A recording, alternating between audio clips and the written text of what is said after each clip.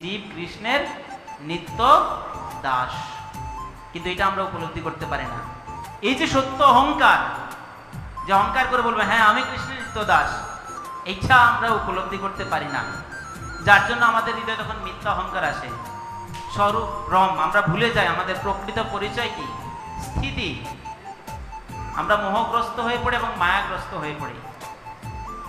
আর স্বরূপ ভ্রমের ফলে তখন কি আসে আমাদের মধ্যে, অসৎ তৃষ্ণা। একটা হচ্ছে সৎ তৃষ্ণা আর একটা হচ্ছে অসৎ তৃষ্ণা।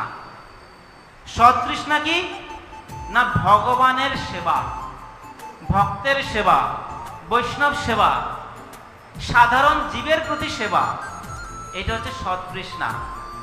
আর অসৎ তৃষ্ণা কি না, ভগবানের সেবাবাদ, ভক্তের সেবাবাদ, সাধারণ জীবের প্রতি সেবাবাদ, এটা হচ্ছে অসৎ তৃষ্ণা। তখন আমাদের হৃদয়ে অসৎ তৃষ্ণা আসে, ভগবানের সেবা করার প্রতি আমাদের আর তখন কোনো ইচ্ছা জাগরিত হয় না।